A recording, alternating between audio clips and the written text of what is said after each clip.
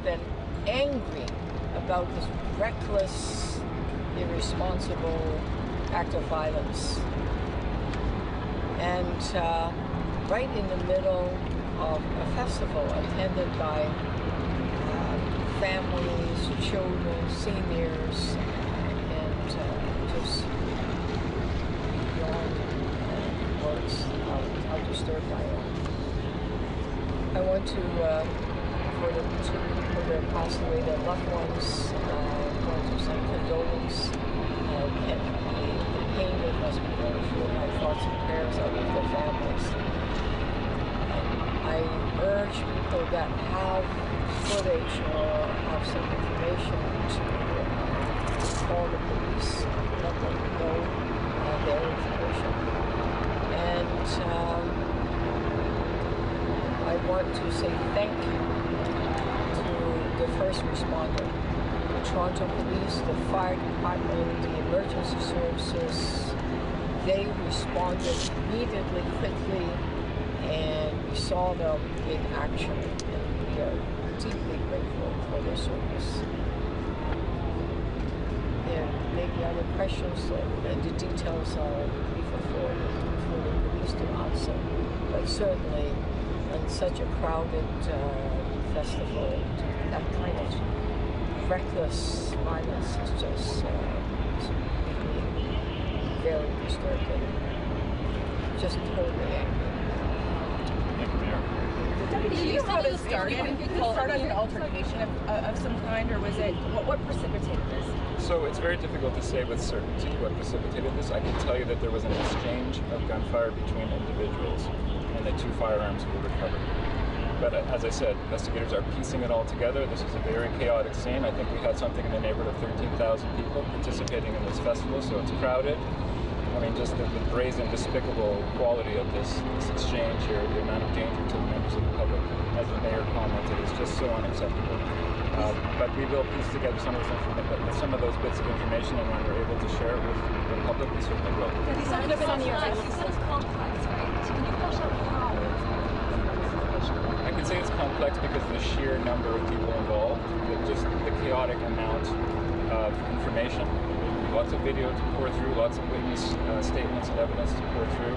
So you can imagine 13,000 people, obviously not all in the area where the shooting took place, but just a lot of people to interview, to speak to, and to try to piece it all together. And there may be more than, there's obviously several suspects, so we're going to put it all together. So there have been no arrests? There have been no arrests at this time in relation to this incident. How many there are 3 crime scenes? Can you talk about that? At this time, I'll say that there's about 3 crime scenes, so areas that have been cordoned off that will be more carefully examined than essentially the generality of St. Clair. As to the number of suspects outstanding, I don't have that information available to share as yet. We'll certainly share that as the investigation unfolds. Do you believe there are more shooters beyond these 2 people who suggest or exchanged gunfire? We will not rule that out at this point. I mean, again, I don't want to get ahead of the investigators. What they do is they gather the evidence and they go where it leads them. So I'm not going to put anything out into the public that would potentially misinform the public as to what took place. Deputy, you said that there were attacks reports that there was an active shooter that was not shooting. What does that mean? That's correct. So an active shooter sometimes can be very concerning because it would essentially potentially put into the minds of responders and the public that someone is actively going around shooting, perhaps indiscriminately. And that is probably one of the worst types of calls we can have. This seemed to be an exchange of gunfire between individuals targeting each other, obviously indiscriminately putting vast numbers of people in great danger. But an active shooter is something that we put out because we weren't sure in the initial few moments of what it was. It turned out not to be an active shooter in the classic state sense of the word. Can you tell how many shots were fired? 3 scenes? I do not know exactly how many shots were fired. Can you give us an idea of the proximity of the 3 scenes that you guys are looking at right now? I'm afraid, it's to the east of us. It's along St. Clair. I believe there's 3 scenes, so we might have had some movement and shooting that was happening in concert with itself. So, I appreciate you for we're only 3 hours since this happened. Right. Are there other suspects believed to be outstanding, or is there 2 individuals that exchanged gunfire now deceased? I would love to be able to tell you with some certainty, but I'm afraid I cannot. It's still far too early in the investigation to tell you who was involved, what their roles were, and who might be outstanding. That information will come when it becomes available. To flesh out the numbers so our viewers can understand clearly, 2 deceased, 4 others shot, and another person taken. That's correct. That's my understanding. And Deputy, just to clarify, are any of the deceased part of the troops that were still in contact? I'm not able to comment on that at this time.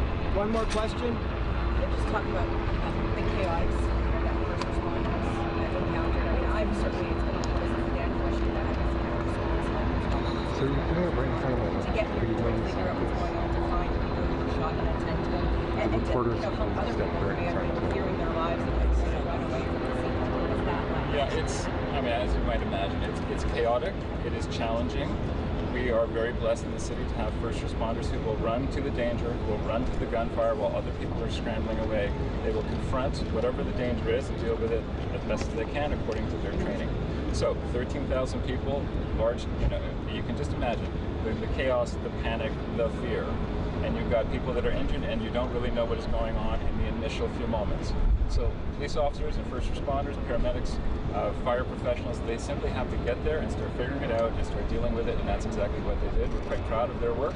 And now the investigators have quite a burdensome task as well, to put it all together and bring the people responsible to justice. Are you certain Deputy, there's no other threat to people who live here in this area? There's no one hiding in a backyard or at this time, if there was something like that to be concerned about, we would be letting the public know.